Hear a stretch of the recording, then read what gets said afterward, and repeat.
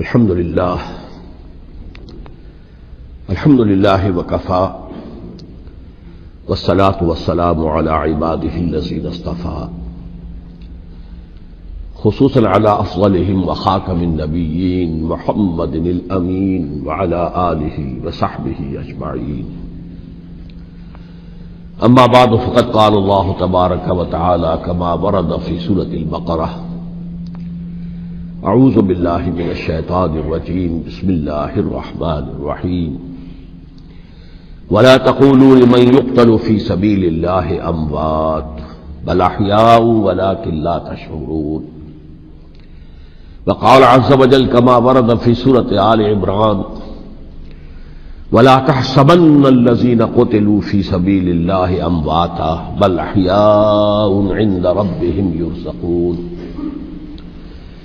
وقال جل وعلا كما ورد في سورة القصص: تلك الدار الآخرة نجعلها للذين لا يريدون علوا في الأرض ولا فسادا والعاقبة للمتقين. صدق الله العظيم. رب اشرح لي صدري ويسر لي أمري واحلل عقدة من لساني يفقهوا قولي.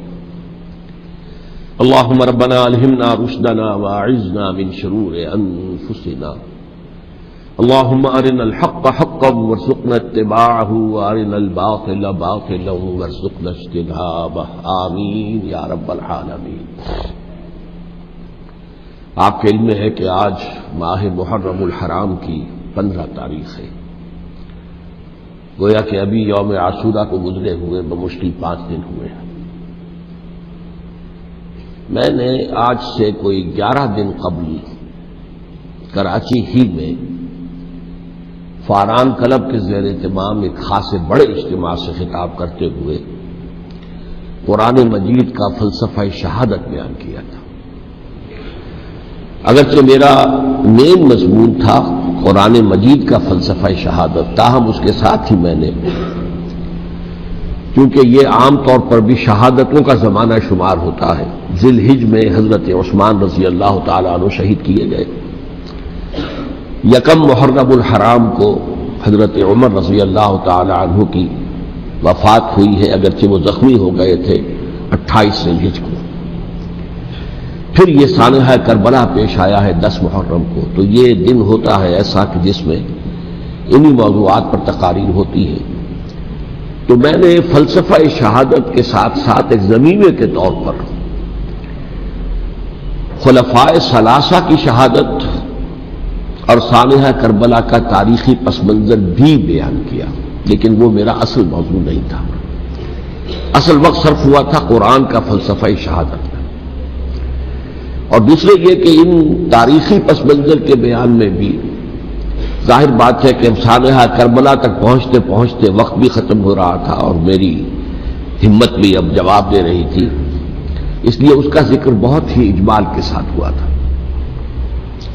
اس کے اگلے ہی روز ٹیلی ویژن کے زیر اہتمام ایک مذاکرہ ہوا، اور وہ مذاکرہ جو ہے وہ پھر ٹیلی کاسٹ کیا گیا ہے عین یوم عاشورہ کو، 10 محرم الحرام کی شب. اس کے ضمن میں ایک تو وعدہ خلافی کی جو اس پروگرام کے تمپیر ہیں انیق احمد صاحب، انہوں نے، اور میں نے اسی وقت پروگرام کے خاتمے پر ان سے یہ شکایت کر دی تھی کہ انہوں نے مجھے جو عنوان بتایا تھا وہ تھا قرآن کا فلسفہ شہادت.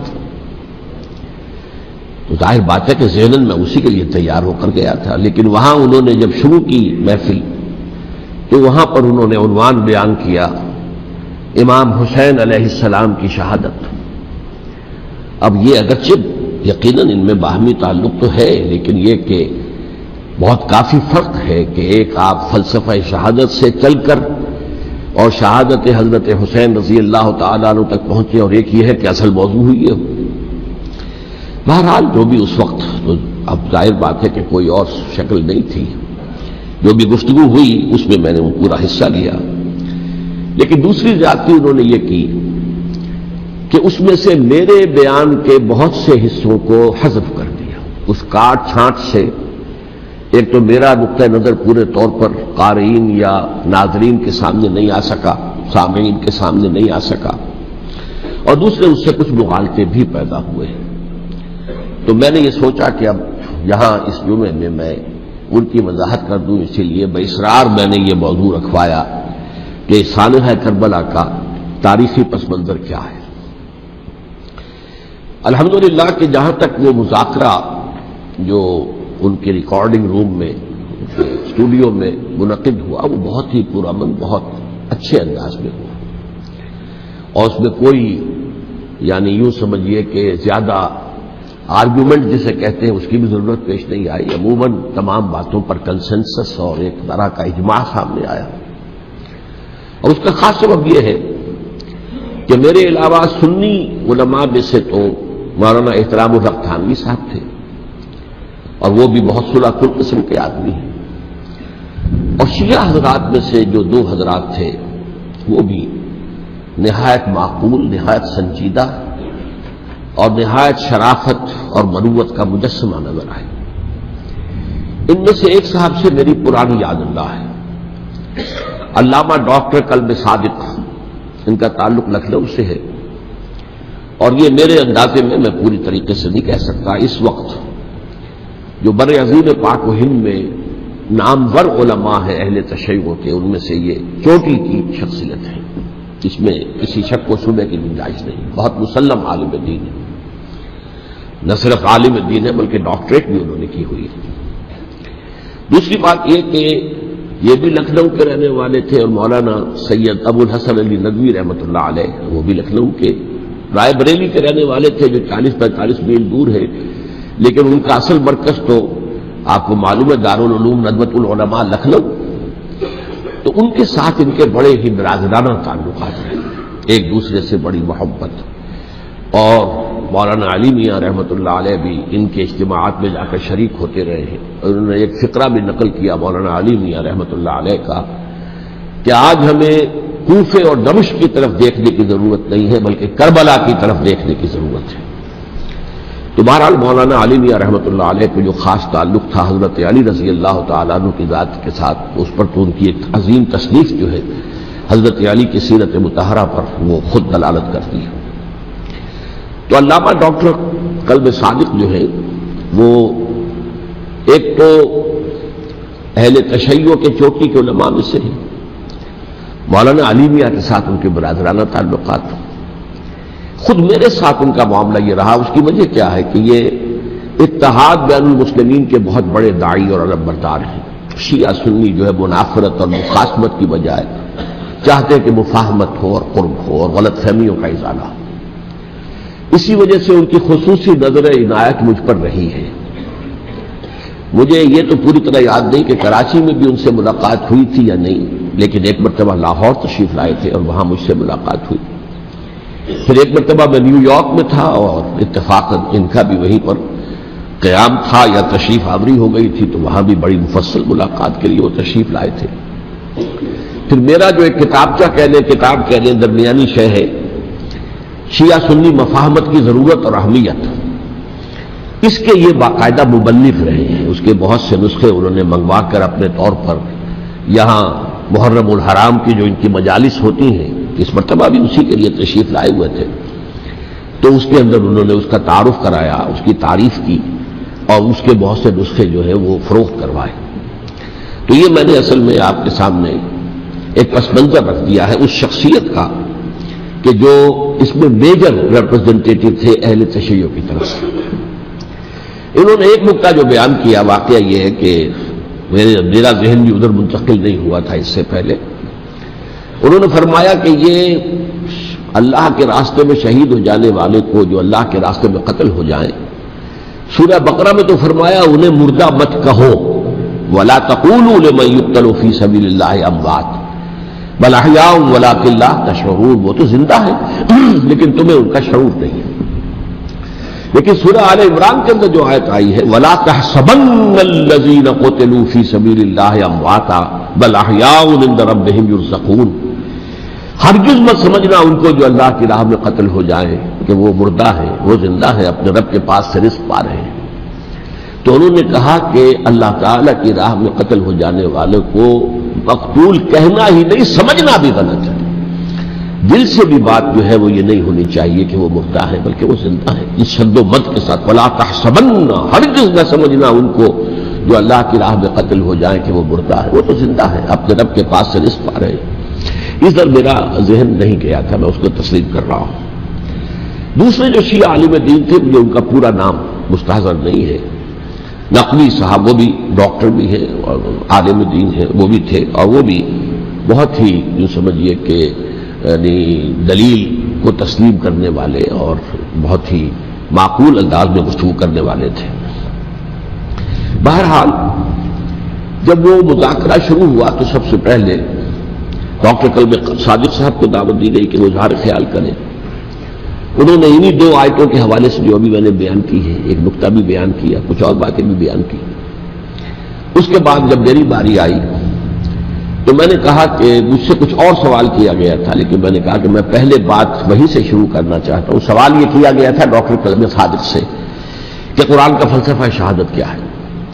تو میں نے کہا جو سوال آپ نے ان سے کیا تھا، میں اس کے جواب سے اپنی بات شروع کرنا چاہتا ہوں کہ میرے نزدیک قرآن مجید میں اللہ کی راہ میں قتل ہونے کے لیے لفظ شہادت آیا ہی نہیں۔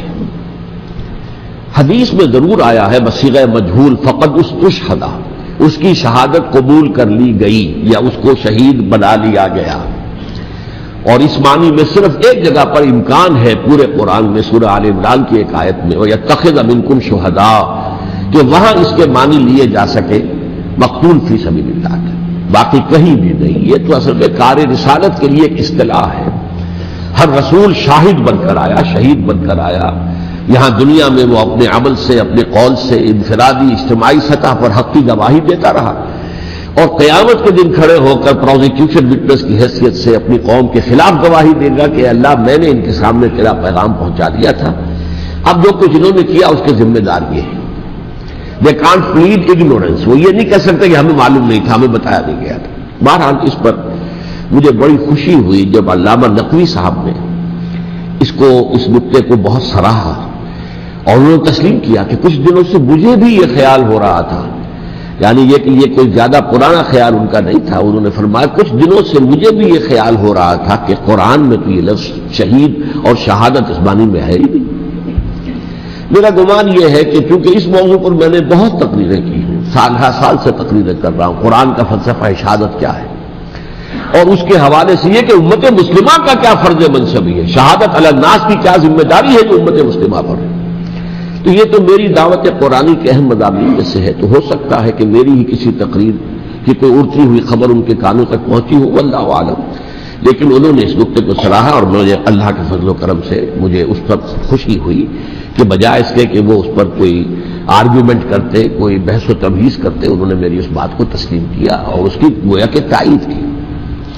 پھر میں نے عرض کیا کہ جہاں تک خلفاء ثلاثہ کی شہادت کا اور شہادت حسین یا سانحہ کربلا رضی اللہ تعالیٰ عنہم اجمعین کا تعلق ہے، اصل میں اس کو نہیں سمجھ سکتے لوگ جب تک کہ ریولیوشن اور کاؤنٹر ریولیوشن کا فلسفہ سمجھ میں نہ آئے۔ جب کسی ملک میں کسی خطہ ارضی میں کوئی انقلابی تحریک چل رہی ہوتی ہے، ظاہر بات ہے ابتدا میں تو انقلابی لوگ چند ہوتے ہیں، کمزور ہوتے ہیں، ضعیف ہوتے ہیں، ان سے کوئی خطرہ محسوس نہیں ہوتا، لیکن کشاکش کے دوران ایک وقت آ جاتا ہے کہ پھر جو مخالف انقلاب ہیں وہ یہ سمجھ بیٹھتے ہیں، سمجھ جاتے ہیں کہ اب ہماری پیش نہیں جا رہی، اب ہمارا بس نہیں چلے گا، لہذا سر جھکا دو۔ اسے پنجابی محاورے میں کہا جاتا نیوی پاؤ، اس وقت کو گزارو۔ اب اس کے بعد پھر کوئی موقع ملا تو دیکھیں گے کہ اس انقلاب کو ہم انڈو کر سکیں، کاؤنٹر ریولیوشنری موومنٹس۔ یہ اصل میں فلسفہ سمجھ میں نہ آئے اور ریولیوشن کا فلسفہ سمجھ میں نہ آئے تو سیرت النبی سمجھ میں نہیں آ سکتی۔ منہج انقلاب نبوی میری کتاب ہے، اس کو پڑھیے تو سیرت کا وہ تجزیہ آپ کے سامنے آئے گا جو آپ کی آنکھیں کھول دے گا کہ سیرت کو ہم کیا سمجھتے رہے اور سیرت اصل میں ہے کیا۔ بہرحال یہ کاؤنٹر ریولیوشنری موومنٹس تھیں کہ جب عرب میں حضور کو فیصلہ کن قوت حاصل ہو گئی کہ جو بھی مخالفین تھے انہوں نے سر جھکا لیا، سرنڈر کیا، اسلام لے آئے، گویا کہ چھپ گئے اسلام کے لبادے میں، لیکن وہ تھے اسی طاق میں کہ پھر کبھی موقع ملے تو پھر ہم اس نظام کو لہو بالا کر دیں، تلپٹ کر دیں۔ یہ رد عمل سب سے پہلے خود عرب کے اندر پیدا ہوا، کیونکہ مشرکین عرب کو جب سورہ توبہ کی پہلی 6 آیات نازل ہوئی ہیں جن میں الٹیمیٹم دے دیا گیا کہ اب کسی مشرک قبیلے سے کوئی معاہدہ اللہ کا اور اس کے رسول کا نہیں ہوگا، تمہیں 4 مہینے کی مہلت دی جا رہی ہے، یا ایمان لے آؤ اور یا تمہیں قتل کر دیا جائے گا۔ یہ بہت سخت آیات ہے قرآن کی، سورہ توبہ کی ابتدائی 6 آیات۔ اور حضرت علی رضی اللہ تعالیٰ عنہ کا کہنا یہ ہے کہ اس آپ کو معلوم ہے کہ مصحف میں یہ واحد صورت ہے جس سے پہلے بسم اللہ الرحمن الرحیم نہیں لکھی بھی آپ کو نظر آتی، باقی 113 صورتوں کے شروع میں بسم اللہ الرحمن الرحیم ہے، تو کیا وجہ ہے یہاں کیوں نہیں ہے؟ حضرت علی کا فرمانا ہے کہ یہ صورت تو تلوار ہاتھ میں لے کر اتری ہے، اور بسم اللہ الرحمن الرحیم میں اللہ تعالیٰ کے 2 اسماء ہیں، الرحمن الرحیم، تو یہ گویا کہ اس سے متضاد صورتحال ہے کہ اب تمہارے لیے آخری موقع ہے، یا ایمان لے آؤ اور یا قتل کر دیے جاؤ۔ اس میں ایک تیسری گنجائش خود بخود نکلتی تھی، یا یہ ملک چھوڑ کر چلے جاؤ، اور ایسا بہت سے لوگوں نے کیا، لیکن اکثر لوگوں نے گردن چکائی۔ لیکن رد عمل ظاہر ہوا، ایک تو مرتدین کھڑے ہو گئے جنہوں نے نئی نئی نبوتوں کو مان لیا، ایک مانعین زکوٰۃ کھڑے ہو گئے کہ ہم زکوٰۃ تمہیں نہیں دیں گے۔ یہ رد عمل تھا مشرک عرب کا، مشرکین عرب کا۔ اور حضرت ابو بکر رضی اللہ تعالیٰ عنہ کے دفتر فضائل کا یہ بڑا اہم باب ہے، ود این آئرن فسٹ، حالانکہ وہ بہت رقیق القلب، کمزور، ضعیف الجسہ انسان تھے، لیکن یہ کہ عظیمت وہ ہمالیہ جو ہے ان کے اندر ظاہر ہوئی ہے، ود این آئرن فسٹ انہوں نے ان ساری جو رد عمل کی جو تحریکیں تھی انہیں کچل کر رکھی، اور پھر پورے عرب کو گویا کہ اثر نو اس میں اسلام کے نظام کو کنسالیڈیٹ کر کے حضرت عمر کے حوالے کر دیا رضی اللہ تعالیٰ عنہ۔ حضرت عمر کے زمانے میں جو جنگیں ہوئیں اس میں سلطنت روما جو ہے، جو اس وقت کی 2 سپر پاورز تھیں، سلطنت روما قیصر روم، ہیرقلیس ہرقل تھا اس وقت کا جو رومی جو قیصر روم تھا، حکمران تھا، شہنشاہ تھا، اور دوسری طرف ایرانی مملکت تھی، خسرو پرویز تھا۔ لیکن یہ کہ عیسائیت کے ساتھ اسلام کا اس طرح کا تصادم نہیں ہوا تھا حضور کے زمانے میں، بلکہ نجاشی رحمۃ اللہ علیہ نے تو مسلمانوں کو پناہ دی تھی۔ مقوقس پیٹریارٹ جو تھے اس کے الیگزینڈریا کے، انہوں نے حضور کے جو نامہ مبارک گیا تھا اس کا بہت اکرام کیا، تکریم کی، تحفے بھیجے حضور کی خدمت میں۔ ہرقل نے بھی کوشش کی تھی کسی طریقے سے، جیسے کوئی 250 برس پہلے یا 300 برس پہلے، 300 برس پہلے جیسے کانسٹنٹائن جو ایمپرر تھا روم کا، اس نے عیسائیت قبول کی تھی اور ساری سلطنت عیسائی ہو گئی تھی، لہذا اس کی سلطنت باقی رہی، اس کی حکومت باقی رہی۔ اسی طرح ہم سب مسلمان ہو جائیں، لیکن اس میں وہ ناکام ہو گیا۔ لیکن یہ کہ کوئی اس نے کنفرنٹیشن نہیں کی حضور سے۔ البتہ ایران کا معاملہ یہ تھا کہ اس کے پرخچے اڑ گئے، اس نے حضور کے نامہ مبارک کو چاک کیا تھا، حضور نے فرمایا جب اطلاع ملی کہ اس نے اپنی سلطنت کو چاک کر دیا ہے، اس کے ٹکڑے کر دیے۔ بہرحال وہاں رد عمل شدید تھا، اور ایرانی جان لیجئے کہ ان کے اندر بہت اسٹرانگ نیشنلزم ہے، آج بھی ہے اسٹرانگ نیشنلزم، لہذا ان کے ہاں رد عمل شدید تھا، ان کی تو سلطنت ختم ہو گئی، نسیہ منسیہ ہو گئی، وجود نہیں رہا۔ لہذا وہاں سے جو کاؤنٹر ریولوشن شروع ہوا ہے وہ پھر ہرمزان جو ایک بہت بڑا جرنیل تھا، اس نے بڑی عیاری کے ساتھ اپنی جان بچائی تھی۔ یہ بڑا دلچسپ واقعہ ہے کہ وہ یعنی کنڈمڈ تھا اسلامی حکومت کی طرف سے، خلافت کی طرف سے، کہ وہ جہاں بھی پایا جائے اس کو قتل کرنا ہے۔ حضرت عمر کی عدالت میں لا کے پیش کیا گیا، حضرت عمر نے کہا یہ واجب القتل ہے، قتل کر دو اس کو۔ اس نے کہا اچھا مجھے ذرا پانی پلا دیجیے۔ حضرت عمر نے فرمایا ٹھیک ہے بھائی پانی لاؤ، پانی دے دو۔ پانی کا کٹورا کہ مجھے پہلے ضمانت دیجیے کہ جب تک میں یہ پانی نہ پی لوں مجھے قتل نہیں کیا جائے گا۔ ہاں ہمارا وعدہ ہے۔ اس نے وہ کٹورا پھینک دیا پانی کا، کرو مجھے قتل کیسے کرو گے، میں نے وہ پانی تو نہیں پیا۔ اس سے اپنے آپ کو بچایا اس نے۔ بہرحال آپ اختلاف کر سکتے ہیں کہ حضرت عمر کو اس عذر کو قبول نہیں کرنا چاہیے تھا، لیکن بہرحال ان کی اپنی مروت اور شرافت تھی کہ اپنے وعدے کا پاس کیا۔ اس کی سازش سے ابو لولو فیروز اس نے حضرت عمر کو شہید کیا۔ یہ گویا کہ دوسری کاؤنٹر ریولوشنری موومنٹ تھی۔ انہوں نے یہ سمجھا تھا کہ یہ ساری چکی جو چل رہی ہے، جیسے چکی کی ایک کلی ہوتی ہے، وہ کلی جگہ سے ہٹ جائے تو چکی کیسے چلے گی؟ یہی بات حضرت علی نے فرمائی تھی حضرت عمر سے رضی اللہ تعالی عنہما جب شام کے محاذ پر کچھ پسپائی سی ہو رہی تھی تو حضرت عمر نے ارادہ کیا میں خود جاؤں گا محاذ پر اور کمانڈ کروں گا. حضرت علی رضی اللہ تعالیٰ عنہ نے فرمایا کہ نہیں امیر المومنین آپ مت جائیں، چکی اسی وقت تک چلتی ہے جب تک کہ کلی گڑی ہوئی. آپ کلی ہیں اس وقت اس نظام کی جس کے گرد یہ اسلام کی چکی گھوم رہی، آپ مت جائیں. لہذا حضرت عمر نے ان کی بات مانی. اس قدر صائب مشورہ تھا جو کیا تھا. بہرحال انہوں نے یہ سمجھا تھا کہ عمر ہی کے بل پر چل رہا ہے یہ سب کچھ، لہذا عمر کو بیچ سے ہٹا دینے سب بیٹھ جائے گا. لیکن ظاہر بات ہے کہ محمد الرسول اللہ کی بنائی ہوئی عمارت صلی اللہ علیہ وسلم اتنی کمزور نہیں تھی. اس کے بعد حضرت عمر کے انتقال کے بعد حضرت عثمان کا انتخاب ہوا، اور حضرت عثمان کے بھی 10 سال پہلے جو ہے وہ بالکل حضرت عمر کی جو دور خلافت ہے اس کے بالکل مشابہ ہے، مماثل. ہمارے ذہنوں میں یہ تصور بٹھا دیا گیا کہ سارے 12 سال شاید فتنہ ہی فتنہ رہا، فساد ہی فساد رہا، دنگا رہا، لڑائی رہی. نہیں، 10 سال پورا امن. اور جس طریقے سے فتوحات کا سیلاب حضرت عمر کے زمانے میں جا رہا تھا اسی طریقے سے حضرت عثمان کے 10 سالوں کے دوران گیا. آخری 2 سالوں میں ایک فتنہ اٹھا ہے. یہ فتنہ کیا ہے اس کو سمجھ لیجیے. مذاہب کی جو 3 سے کنفرنٹیشن ہوئی تھی. ایک تو یہ کہ مملکتوں میں سے مملکت ہرقل، مملکت روم، مملکت ایران. رومی سلطنت کی 2 ٹانگیں مسلمانوں نے توڑ دی، شمالی افریقہ سے نکال دیا، مغربی ایشیا سے نکال دیا. لیکن یورپ میں وہ قائم تھا، اس کی سلطنت تھی. لیکن ایرانی سلطنت کا بالکل کیا پاچا ہو گیا، ختم ہو گیا. اسی طریقے سے 3 مذاہب سے کنفرنٹیشن ہوئی. مشرکین عرب سے اس کا میں بیان کر چکا ہوں، ان کا پہلا وار حضرت ابوبکر کے عہد خلافت میں ہو گیا. دوسرے جو عیسائیوں کا معاملہ تھا ان سے بھی کوئی تصادم نہیں ہوا حضور کے حیات طیبہ کے دوران. لیکن جو یہودیت بطور مذہب، اس کو ظاہر بات ہے کہ اسلام نے اس کو ختم کیا تھا کم سے کم جزیرہ نما عرب سے. مدینے میں 3 قبیلے تھے جو اپنی غداری کی وجہ سے اور اپنی صلح کو توڑنے کے جرم کی پاداش میں 2 نکالے گئے، اور تیسرا جو ہے اس کے تمام جو بھی جوان افراد تھے انہیں قتل کیا گیا.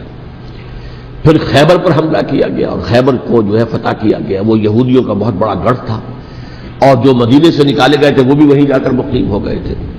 تو اس اعتبار سے، اور پھر یہودی اپنے آپ کو سمجھتے تھے اللہ کی طرف سے دنیا میں جو نمائندہ جو ہے امت وہ ہم ہیں.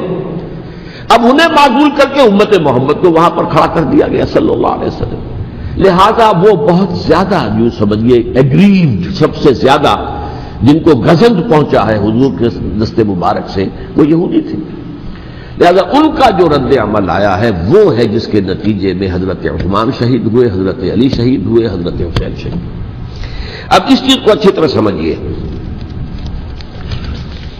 یہ جو رد عمل ہے یہ ایک شخص کے ذریعے سے آیا، اور اسی لیے بعض لوگ یہ سمجھتے ہیں کہ یہ خامخواہ کی کہانی ہے. کیا ایک آدمی اتنا بڑا کام کر سکتا ہے؟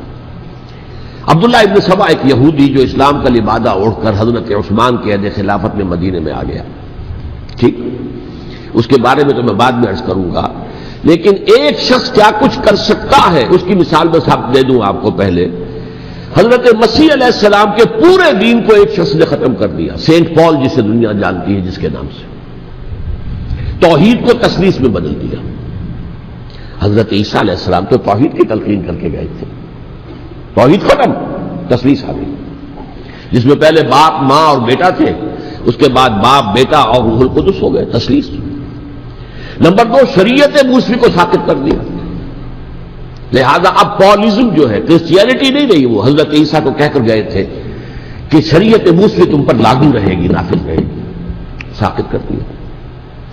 نمبر 3، اس نے عیسائیت کے دائرہ تبلیغ کو وسیع کر دیا، جنٹائلز یا گوئمز کے اندر بھی، غیر یہودیوں. حالانکہ حضرت مسیح کہہ کر گئے تھے کہ تمہیں صرف یہودیوں سے خطاب کرنا ہے، اور میں صرف اسرائیل کے گھرانے کی کھوئی ہوئی بھیڑوں کی تلاش میں آیا. اب آپ دیکھیے حضرت مسیح کے فوراً بعد اور حضرت مسیح کی زندگی کے دوران جب تک کہ وہ موجود تھے، وہ بدترین دشمن تھا حضرت مسیح علیہ السلام کا. بعد میں لبادہ اوڑھا، اور یہ کہ مجھے مکاشفہ ہوا ہے، مکاشفے میں مسیح سے میری ملاقات ہوئی ہے، میں ان پر ایمان لے آیا ہوں. اور پھر اس نے اپنے زہد اور دینداری کا جو بھی فراڈ تھا اس کے نتیجے میں اپنی حیثیت بنا لی، دین مسیحی کو بالکل ختم کر دیا. آج کہاں ہے وہ دین مسیحی؟ B100 کے مصنف نے بھی صاف لکھا ہے کہ جب تک حضرت مسیح دنیا کے اندر موجود تھے عیسائیت کی حیثیت یہودیت نے ایک فرقے سے زیادہ نہیں تھی، یہودیوں کا ایک فرقہ، ایک جماعت بس۔ یہ سینٹ پال ہے جس نے اسے ایک مستقل مذہب کی حیثیت اختیار کی ہے، تو اٹ شوڈ بی کالڈ پالزم، اور یہ ایک آدمی کا کارنامہ۔ اسی طریقے سے یہ تو ہو گیا حضرت مسیح کے فوراً بعد، رفع سماوی کے فوراً بعد۔ 1500 برس کے بعد ایک تحریک چلی ہے یورپ کے اندر، اصلاح مذہب، اور اس کی پشت پر بھی یہودی ذہن تھا۔ یہودی ذہن نے عیسائیت کو دو حصوں میں تقسیم کر دیا، کیتھولک اینڈ پروٹیسٹنٹس، اور پروٹیسٹنٹس کو اپنا اعلی کار بنایا۔ یہ ایک علیحدہ مضمون ہے جس پر میں تفصیل میں نہیں جانا چاہتا، میری کتاب بھی موجود ہے اس موضوع پر، سابقہ اور موجودہ مسلمان امتوں کا ماضی، حال اور مستقبل، اس میں میں نے تفصیل بیان کی۔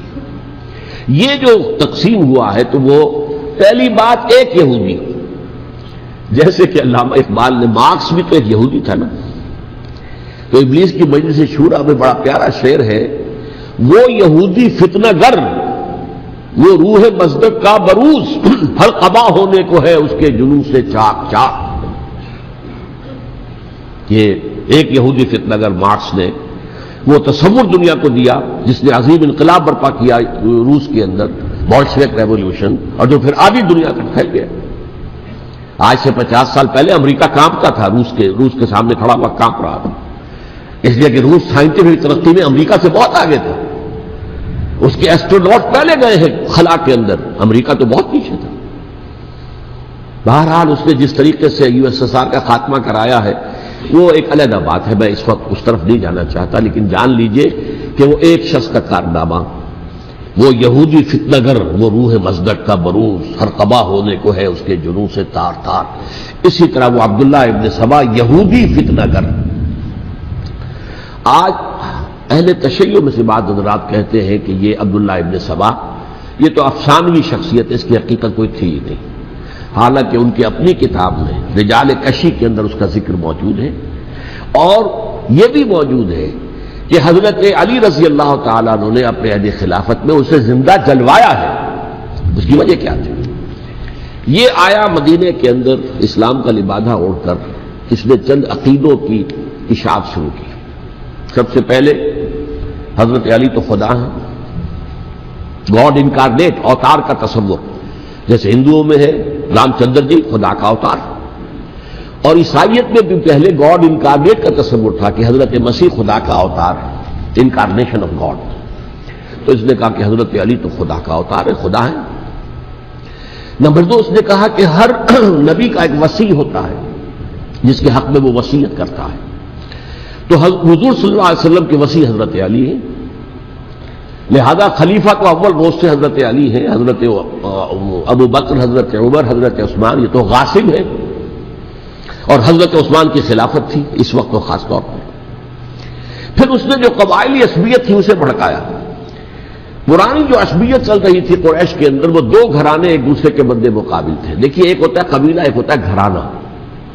ہمارے پنجاب میں ایک قبیلہ ہے وٹو قبیلہ، اس کے گھرانے بہت سے، مانے کے، لالے کے، سجے کے، شامت کے، یعنی کوئی لالا تھا ان میں سے بڑا، ان کے بیٹے ہو گئے لالے کے، ان کی اولاد، خاندان یہ کہلاتے ہیں۔ قبیلہ ایک، یہ وٹو قبیلہ۔ تو قبیلہ تھا قریش، اس میں گھرانے بہت تھے، بنو ہاشم، بنو امیہ، بنو تیم، بنو عدی، یہ بہت سے گھرانے تھے۔ تو چوٹی کے دو گھرانے جو تھے وہ بنو ہاشم اور بنو امیہ، ان کے درمیان چپقلش تھی، مقابلہ، مسابقت، اور یہ مسابقت فی الخیر بھی ہوتی تھی۔ اگر انہوں نے غریبوں کو کھانے کھلائے ہیں تو ہم ان سے بڑھ کر کھلائیں گے، اگر وہ حاجیوں کی خدمت کرتے ہیں تو ہم ان سے بڑھ کر کریں گے۔ تو ان کے اندر یہ مسابقت الخیر بھی تھی، لیکن چپقلش تھی کہ کوئی ہم سے آگے نہ نکل جائے، وہ سمجھتا تھا وہ آگے نہ نکل جائے۔ اس شخص نے اس پرانی عصبیت کو تازہ کیا کہ حضور تو بنو ہاشم میں سے تھے، لہذا خلافت حق ہے بنو ہاشم کا، یہ غاصب ہے۔ اس سے پہلے دو خلفاء جو تھے وہ نہ بنو ہاشم سے تھے نہ بنو امیہ سے تھے۔ حضرت ابو بکر بنو تیم میں سے تھے، چھوٹا قبیلہ تھا۔ حضرت عمر بنی عدی میں سے تھے، وہ بھی چھوٹا قبیلہ تھا۔ یہ حضرت عثمان پہلے خلیفہ جو بنو امیہ میں سے تھے، جن کی پرانی چپقلش بنو ہاشم سے تھی۔ اب اس کو موقع مل گیا کہ پرانی قبائلی عصبیت کو بھڑکائے۔ یہ ہے اصل میں اس فتنے کا پس منظر عبداللہ ابن سبا نے جو آ کر پھیلایا ہے، اور اس کی تفصیل میں اس وقت میں نہیں جا سکتا، کیسے یہ فتنہ پروان چڑھا، کیا انہوں نے اسٹریٹجی اختیار کی، کہ یہ کیا کرتے تھے، گروہ بنا کر بھیجتے تھے لوگوں کو، کوفے میں جاؤ تو وہاں پر دمشق کے گورنر کے خلاف اور مصر کے گورنر کے خلاف الزامات لگاؤ، اس نے یہ کیا، وہ غبن کر گیا، وہ یہ کر گیا، وہ خیانت کر رہا ہے، وہ رشتہ داروں کو پال رہا ہے، اور عثمان کے خلاف بھی تقریریں کرو رضی اللہ تعالی عنہ۔ دمشق میں جاؤ تو کوفے کے گورنر کے خلاف، کیونکہ دمشق کے گورنر کے خلاف بات کرو گے تو لوگوں کو معلوم ہوگا کہ یہ جھوٹ بول رہے ہیں، لیکن یہ کہ وہاں تو تم بات کرو کوفے کے گورنر کے خلاف اور مصر کے گورنر کے خلاف اور حضرت عثمان کے خلاف۔ مصر میں جاؤ تو بات کرو کوفے کے اور شام کے گورنر کے خلاف اور حضرت عثمان کے خلاف۔ یہ انہوں نے ایسا اٹھایا، اور اس زمانے میں آپ کو معلوم ہے ذرائع رسل و رسائل تھے نہیں، نہ اس فتنے کی پتہ چل سکا جب تک کہ وہ فتنہ جو ہے پوری طرح برگو بار لا کر تلاور درخت نہیں بن گیا۔ اس کے نتیجے میں حضرت عثمان رضی اللہ تعالی عنہ شہید ہوئے، اور خلیفہ پھر حضرت علی رضی اللہ تعالی عنہ کو انہی سوائیوں نے، جنہوں نے گھیراؤ کیا تھا، جنہوں نے حضرت عثمان کو شہید کیا ہے، یہی حضرت علی رضی اللہ تعالیٰ عنہ کے ارد گرد ہوئے۔ اور حضرت علی رضی اللہ تعالیٰ عنہ بھی نہیں چاہتے تھے خلافت کی بیعت لینا، لیکن آخر کیا کرتے؟ کیا وہ امت کو بغیر خلیفہ کے چھوڑ دیتے؟ حضرت زبیر سے کہا گیا، انہوں نے نہیں مانا، رد کر دی بات۔ حضرت طلحہ سے کہا گیا، انہوں نے نہیں مانا، حضرت علی سے کہا گیا، اب عشرہ مبشرہ میں سے یہی تو تھے نا، لہذا انہوں نے تسلیم کر لیا، خلافت ہو گئی۔ لیکن اس کے بعد جو خانہ جنگی ہوئی ہے، اس خانہ جنگی کے نتیجے میں نوٹ کر لیجئے کہ 1,00,000 کے قریب مسلمان ایک دوسرے کی تلواروں اور نیزوں اور برچھیوں اور تیروں سے ختم ہو گئے، ہلاک ہو گئے۔ یہ ہماری تاریخ کا تاریخ ترین باب ہے۔ 5 سال، 4.5 سال حضرت علی کی خلافت کے، اور 6 مہینے حضرت حسن کی خلافت کے رضی اللہ تعالی عنہ۔ اس سے کیا ہوا کہ ایک طرف تو اسلام کی جو توسیع ہو رہی تھی، تھمتا نہ تھا کسی سے سیل رواں ہمارا، وہ سیلاب رک گیا، انٹرنل سیبوٹاج ہو گئی نا، اب تو اندر ہی آپس ہی میں اگر دست و گریبان ہو گئے تو باہر اب کیا توسیع کرتے ہیں، وہ توسیع کا عمل رک گیا۔ اور یوں سمجھیے کہ جیسے ٹرک اگر کبھی چل رہا ہو، بھرا ہوا ہو، لوڈنگ، اور وہ چڑھائی چڑھ رہا ہو، تو اگر کہیں موشن ٹوٹ جائے، ٹرک کو رکنا پڑے، تو ڈرائیور کے جان پر بن جاتی، اس لیے کہ اس کو دوبارہ سٹارٹ کرنا، اور جبکہ وہ چڑھائی پر ہے، انکلائن پر ہے، آسان کام نہیں ہوتا، خطرہ ہوتا ہے وہ پیچھے جو ہے وہ نہ جائے۔ اور پہاڑی علاقوں میں آپ کو معلوم ہے ذرا پیچھے چلے جانے کا مطلب جو ہے بہت خطرناک جو ہے نتیجہ نکل سکتا ہے۔ بہرحال حضرت علی رضی اللہ تعالیٰ عنہ نے اپنے خلافت میں ایک کام یہ کیا، اب اس کی کیا مصلحتیں تھیں یہ تو انہی کے علم میں ہوگا، ہم قیاس کر سکتے ہیں، اور میں اس میں نہیں جانا چاہتا۔ ابھی تک خلافت کا مرکز تھا مدینہ منورہ، حضرت ابوبکر، حضرت عمر، حضرت عثمان، وہی جہاں حضور صلی اللہ علیہ وسلم رہے تھے اور جہاں پر کہ حضور مدفون تھے۔ لیکن حضرت علی نے اپنا مرکز جو ہے وہ کوفہ بنا دیا۔ اچھا، اس کی ایک ظاہری وجہ یہ سمجھ میں آتی ہے کہ اسلام کا جو پھیلاؤ ہو گیا تھا، وہ سلطنت اتنی وسیع ہو گئی تھی کہ مدینہ منورہ بہت جنوب میں اور بڑے صحرا کو عبور کر کے جانا ہوتا تھا۔ کوفہ جبکہ ایسی مقام پر تھا کہ جہاں سے مشرقی راستہ جا رہا ایران کو، عراق کے اندر تو ہے وہ شہر کوفہ، اور پھر ایران اور خراسان اور ہندوستان کو راستہ جا رہا ہے، وہیں سے شمال کی طرف جا رہا ہے، شام کی طرف اور ترکی کی طرف، اور وہاں سے پھر یہ کہ مغربی افریقہ کو بھی کنٹرول کرنا، جو شمالی افریقہ کو وہ بھی آسان تھا۔ بہرحال حضرت علی نے کوفہ کو اپنا مرکز بنایا، اور نتیجہ یہ ہوا کہ سبائیوں کا بھی مرکز وہی بن گیا، کیونکہ انہوں نے اپنے آپ کو گردا گرد رکھا حضرت علی کے رضی اللہ تعالیٰ عنہ۔ اب ظاہر بات ہے کسی پرٹیکولر پرسن کے خلاف تو کوئی مقدمہ موجود تھا نہیں، بلکہ جب جنگ جمل ہو رہی تھی، ابھی جنگ نہیں ہوئی تھی، حضرت عائشہ، حضرت طلحہ، حضرت زبیر وہ لے کر آئے تھے لشکر اس مطالبے کے لیے کہ حضرت عثمان کے قاتلوں کو سزا دی جائے، قصاص لیا جائے۔ حضرت علی رضی اللہ تعالیٰ عنہ سے گفت و شنید ہو رہی تھی، حضرت علی جو ہے اس پر آمادہ ہو گئے کہ ٹھیک ہے، میں جو بھی قاتلین عثمان ہیں ان کو گرفتار کر کے سزا دوں گا۔ عین اسی وقت کوفے کی مسجد کے اندر جو ہے 10,000 کا مجمع کھڑا ہو گیا، ہم سب قاتل عثمان ہیں، لو ہم سے بدلہ کہاں سے ہوگا. اور انہوں نے کیا کیا؟ جاتے ہی جنگ چھیڑ دی. جب چھڑ جائے تو یا مرو یا مارو، اس کے سلاوہ تو کوئی چارہ کار ہوتا ہی نہیں. ایک رات میں 10,000 مسلمان شہید ہوئے، جن میں 2 عشرہ مبشرہ میں سے حضرت زبیر اور حضرت طلحہ رضی اللہ تعالیٰ عنہ. تو یہ صورت تھی سبائیوں نے گھیراؤ کیا حضرت علی کا رضی اللہ تعالیٰ. حضرت معاویہ دعوے دار نہیں تھے خلافت کے، قطعاً نہیں. ان کا صرف ایک دعویٰ تھا، اور وہ یہ تھا کہ عثمان کے قاتلوں کو گرفتار کرو، یا خود سزا دو یا ہمارے حوالے کرو، ہم اس سے قصاص لیں گے. اس لیے کہ قبیلہ بنو امیہ کا تھا، اور حضرت امیر معاویہ بنو امیہ میں سے. تو ایک خاندانی طور پر جو ہے ہم قصاص لیں گے ان سے جنہوں نے قتل کیا ہے حضرت عثمان کو. لیکن یہاں ظاہر بات ہے کہ حضرت علی رضی اللہ تعالیٰ عنہ کی طرف سے مطالبہ یہ ہوتا تھا تم پہلے میری بیعت کرو، میرے ہاتھ مضبوط کرو تاکہ میں ان کے خلاف کوئی اقدام کر سکوں. لیکن انہیں یہ اندازہ تھا کہ اگر میں نے بیعت کی تو ظاہر بات ہے کہ حضرت علی تک پہنچنے سے پہلے مجھے گردن اڑا دیں گے یہ لوگ. اس لیے کہ سبائی جو ہے وہ آپ کو گھیرے ہوئے. بہرحال ایک عجیب الجھاؤ، ایک ڈائلیما تھا جس کی وجہ سے یہ جنگ چلتی رہی. اور حضرت علی رضی اللہ تعالیٰ عنہ کو انہی کے شیعان علی ہی کے اندر سے وہ جماعت علیحدہ ہوئی تھی جس کو ہم خوارج کے نام سے جانتے ہیں. اور ایک خارجی ملجم ابن ملجم ہی نے حضرت علی کو شہید کیا رضی اللہ تعالیٰ عنہ. پھر حضرت حسن رضی اللہ تعالیٰ عنہ، اب دیکھیے کس قدر صحیح بات تھی جو حضرت علی رضی اللہ تعالیٰ عنہ نے فرمائی جب ان سے کہا گیا کہ کیا ہم آپ کے بیٹے حسن کے ہاتھ پر بیعت کر لیں رضی اللہ تعالیٰ عنہ. فرمایا نہ میں تمہیں اس کا حکم دیتا ہوں نہ میں اس سے روکتا ہوں، یہ تمہارا معاملہ ہے. امرہم شورا بینہم، تم اپنے باہمی مشورے سے جو فیصلہ کرو گے ٹھیک ہے، میں نہ حکم دیتا ہوں نہ روکتا ہوں. اس کا کیا مطلب ہے؟ باپ کے بعد بیٹے کی خلافت ہرگز حرام نہیں ہے، ورنہ کہتے کیسے ہو سکتا میرا بیٹا؟ نہیں، یہ نہیں کہا آپ نے. حضرت عمر سے بھی کہا گیا تھا کہ اپنے بیٹے کو نامزد کر دیں عبداللہ ابن عمر کو، تو انہوں نے جواب میں کیا کہا؟ اسے تو طلاق دینی بھی نہیں آتی. انہوں نے اپنی کسی زوجہ کو طلاق دی تھی اور اس میں جو صحیح ترین طریقہ ہے وہ اختیار نہیں کیا تھا. انہیں طلاق دینے تک نہیں آتی تو میں اسے خلیفہ بنا دوں. یہ نہیں کہا تھا کہ باپ کے بعد بیٹا خلیفہ نہیں ہو سکتا، یہ تو نہیں تھا. کہیں حرام نہیں ہے، نہ کتاب و سنت میں، نہ کوئی حدیث ہے، نہ کہیں قرآن مجید میں. تو حضرت علی نے بھی فرمایا رضی اللہ تعالی نہ میں روکتا ہوں نہ حکم دیتا ہوں، یہ تمہارا اپنا معاملہ ہے. بہرحال حضرت حسن رضی اللہ تعالی عنہ نے حضرت امیر معاویہ سے صلح کر لی، خلافت ان کے سپرد کر دی.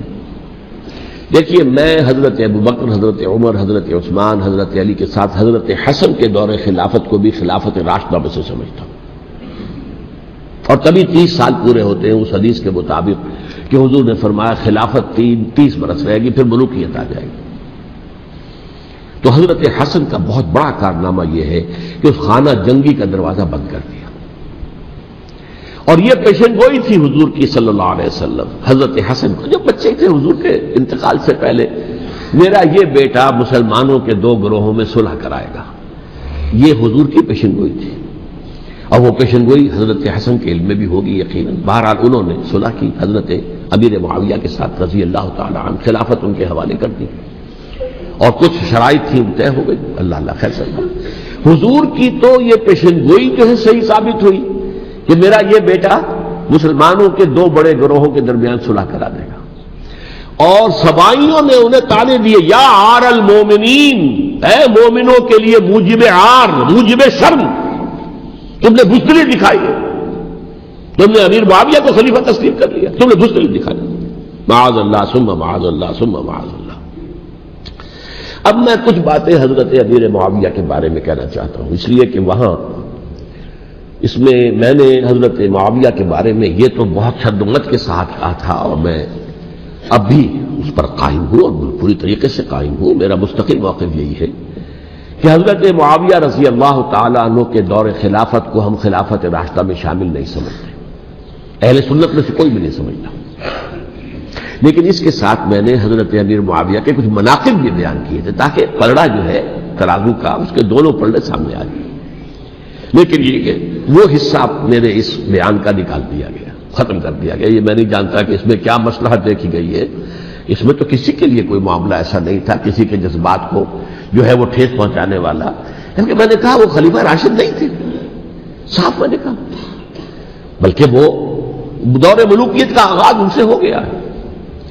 بلکہ جب ایک صاحب نے یہ کہا کہ کربلا کے بعد سے دور ملوکیت آ رہی تھی، تو میں نے کہا نہیں جناب، دور ملوکیت تو 20 سال پہلے پوری ہو چکی تھی، شروع ہو چکی تھی۔ حضرت امیر معاویہ کے بھی 20 سال جو ہے وہ دور ملوکیت میں شمار ہے۔ انہیں کسرا العرب بھی کہا گیا، عرب کے کسرا، جو شہنشاہ ایران کا خطاب تھا، حضرت معاویہ رضی اللہ تعالیٰ عنہ کو کسرا العرب کہا گیا، عرب کا کسرا یہ۔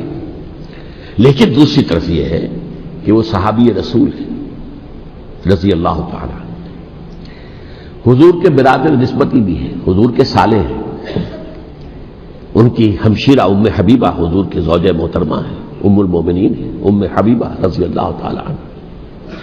پھر کس قدر معتمد علیہ تھے حضور کے کہ کاتبان وحی میں شامل تھے، وحی کی کتابت کرنے والے چند لوگ تھے جنہیں کہ حضور کہتے تھے کہ اب یہ آیت لکھ لو، ان میں سے ایک امیر معاویہ بھی رضی اللہ تعالیٰ۔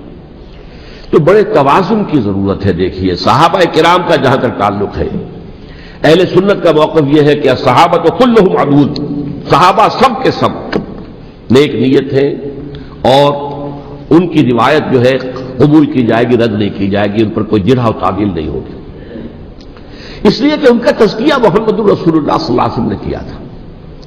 لہذا یہ تو ہو سکتا ہے کہ کسی صحابی سے کوئی خطا ہو جائے، لیکن وہ خطا اجتہادی ہوگی، نیت کی خطا نہیں ہوگی، نیت کی غلطی نہیں ہوگی۔ اگر کسی صحابی کی نیت پر حملہ کیا جائے تو یہ اصل میں طعن ہے، حملہ ہے حضور پر کہ وہ تربیت دے نہیں سکے اپنے ساتھیوں کو، معاذ اللہ ثم معاذ اللہ ثم معاذ اللہ، وہ تزکیہ کر ہی نہیں سکے۔ 3 جگہ جو قرآن میں آیا ہے یتلو علیہم آیاتہ ویزکیہم، تو کیا تزکیہ کیا؟ اگر ان کے قریب ترین ساتھی جو تھے، اگر ان کے اندر بھی بدنیتی تھی اور دنیا کی طلب تھی اور دنیا کے اندر اقتدار حاصل کرنے کا جذبہ تھا، تو پھر کیا تزکیہ کیا؟ معاذ اللہ ثم معاذ اللہ۔ لہذا صحابہ سب کے سب عدول ہیں اور ان سے اختلاف ممکن ہے، لیکن ان کی نیت پر حملہ نہیں ہو سکتا۔ تو حضرت امیر معاویہ کی شخصیت ایک چیز ہے، آپ کا دور خلافت دوسری چیز ہے۔ شخصیت کے اعتبار سے صحابی رسول ہیں، برادر نسبتی ہیں حضور کے صلی اللہ علیہ وسلم، اور پھر یہ کہ اس قدر معتمد علیہ ہے صحابہ میں سے کہ وہ کاتبان وحی، یہ عام آدمی کے کرنے کا کام نہیں تھا جو وحی کی کتابت کرے، اللہ کے کلام کی۔ البتہ یہ ہے کہ جیسا کہ میں نے عرض کیا، ان کا دور خلافت راشدہ نہیں ہے، وہ ملوکیت کا دور ہے۔ یہ میں نے جیسا کہ عرض کیا، میں نے ایک صاحب نے جب یہ کہا کہ ملوکیت شروع ہو رہی تھی، میں نے کہا شروع نہیں ہو رہی تھی، ملوکیت تو 20 سال پہلے شروع ہو چکی تھی۔ اسی طریقے سے ایک صاحب نے کہا تھا کہ اسلام کو قائم کرنے کے لیے حضرت حسین میدان میں آئے، میں نے کہا یہ بھی غلط ہے، اسلام تو 60 سال پہلے قائم ہو چکا تھا، نبی اکرم صلی اللہ علیہ وسلم کے دستے مبارک سے اسلام قائم ہو گیا، جاء الحق وزهق الباطل ان الباطل کان زهوقا، پھر 30 برس تک وہ کامل شکل کے اندر قائم رہا۔ تو اسلام جو ہے وہ در حقیقت اب قائم کرنے والی بات نہیں تھی، البتہ اس کے اندر زوال شروع ہو گیا تھا، اس زوال کے عمل کو روکنے کے لیے حضرت حسین میدان میں آئے۔ تو یہ چیز کو صحیح تاریخی پرسپیکٹو میں رکھنا، تو جس طرح سے دین کو قائم کرنے کے لیے دیکھیں، قائم تو کیا محمد رسول اللہ صلی اللہ علیہ وسلم والذین معہ رضی اللہ تعالی عنہ، انہوں نے کیا تھا۔ ہاں اب جو ہے وہ اپنی اس شاندار حیثیت سے نیچے گرنے لگا تھا، وہ میں بعد میں عرض کروں گا کہ میں نے اسے کیا عرض کیا تھا کہ یہ اس زوال کو روکنے کے لیے کسی طریقے سے یہ اپنی اصل حقیقت میں قائم رہے، یہ حضرت حسین رضی اللہ تعالیٰ عنہ کی سعی تھی۔ اچھا، حضرت امیر معاویہ کے جو 20 سال ہیں وہ پورے امن، سکون، اطمینان، کوئی جھگڑا، کوئی فساد، کوئی اختلاف، کوئی باہمی خانہ جنی، کچھ 20 سال، یہ بھی تاریخ کی بڑی چشم کشا حقیقت ہے جو عام طور پر لوگوں کے علم میں نہیں ہے۔ سبائی بھی دبکے رہے، حضرت امیر معاویہ کی حکومت اتنی مضبوط تھی، کنٹرول، کہ ان کو کچھ سر اٹھانے کا موقع نہیں ملا، موجود تھے دبکے رہے۔ جیسا کہ میں نے کہا، ریولوشن کے آخری مرحلے پر آ کر جو مخالفین ہیں وہ دب جاتے ہیں کہ پھر دیکھیں گے موقع ملے گا تو پھر لیں گے ان سے حساب کتاب۔ 20 سال رہے ہیں پورے امن کے، 10 سال کے بعد یعنی درمیان میں ہے حضرت امیر معاویہ کا عہد خلافت۔ ایک صحابی جو کہ بزرگ صحابہ میں سے ہے، مغیرہ ابن شعبہ رضی اللہ تعالی عنہ، وہ آتے ہیں اور وہ کہتے ہیں کہ دیکھیے امیر المومنین، کتنی بڑی خانہ جنگی رہی تھی مسلمانوں کی آپس میں، اور اب بھی اگر آپ کسی کو نامزد کیے بغیر چھوڑ گئے امت کو تو پھر خانہ جنگی ہو جائے. 1 لاکھ اس وقت جو ہے وہ ہلاک ہوئے تھے، نہ معلوم اب کتنے ہلاک.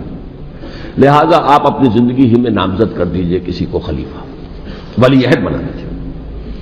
حضرت امیر معاویہ نے ابتداءً جو ہے انکار کیا نہیں، لیکن ان کے دلائل ایسے تھے وزنی، اور میں سمجھتا ہوں کہ وہ بات صحیح تھی جو مغیرہ ابن شعبہ نے کہی، اس لیے کہ اب صحابہ کرام میں سے جو کبار صحابہ تھے وہ تو سب دنیا سے رخصت ہو چکے تھے. اب تو یا صغار صحابہ رہ گئے تھے جو حضور کے زمانے میں بچے تھے، حضرت حسن، حضرت حسین، عبداللہ ابن زبیر، یہ بچے تھے نا، یا تو وہ تھے، اور یا بالکل نو مسلم تھے. اور نو مسلموں میں بڑی تعداد وہ تھی جو ایرانیوں کی تھی، شامیوں کی تھی، ادھر کی تھی، ادھر کی تھی. تو ان کو تو ظاہر بات ہے کہ تربیت نبوی سے کیا خلافت راشدہ سے بھی اکثر و بیشتر کو کوئی حصہ ملا ہی نہیں. تو اس صورت میں اب وہ اعلیٰ ترین معیار پر حکومت کے نظام کو قائم کرنا ممکن نہیں ہے. کوئی قبائلی عصبیت جب تک حکومت کی پشت پر نہیں ہوگی حکومت مستحکم نہیں ہوگی. یہ گویا کہ ایک جس کو کہتے ہیں کہ حقیقت بینی، واقعیت پسندی، ایک آئیڈیلزم ہے اور ایک ریئلزم ہے کہ آپ فیکٹس آن دی گراؤنڈ کو غور کریں، سوچیں اس کے اوپر اور پھر کوئی فیصلہ کریں. اس اعتبار سے پھر حضرت امیر معاویہ نے بات مان لی اور بیعت لے لی لوگوں سے حضرت یزید کے لیے کہ یہ خلیفہ ہوں گے میرے بعد. اس کو ولی عہدی کہتے ہیں. اچھا، اس وقت 5 افراد ایسے تھے کہ جنہوں نے اس سے اختلاف کیا. یہ بات بہت اہم ہے. میرا کتابچہ ہے سانحہ کربلا، اس کے کچھ نسخے آج یہاں ہوں گے، آپ لوگ پڑھیے اسے غور سے اور پھیلائیے تاکہ حقیقت سامنے آئے. 5 افراد کون تھے جو ہونے چاہیے؟ ابو بکر فوت ہو گئے، ان کے بیٹے عبد الرحمن ابن ابی بکر. عمر فوت ہو گئے، ان کے بیٹے عبداللہ ابن عمر. عباس فوت ہو گئے، ان کے بیٹے عبداللہ ابن عباس. زبیر فوت ہو گئے، ان کے بیٹے عبداللہ ابن زبیر. اور حضرت حسن جو ہے ان کا انتقال ہو چکا تھا، حضرت علی کے بیٹے حضرت حسین رضی اللہ تعالی عنہ مجمعین. حضرت حسن کے بارے میں ایک فریق کا کہنا یہ ہے کہ انہیں زہر دے کر ہلاک کیا گیا.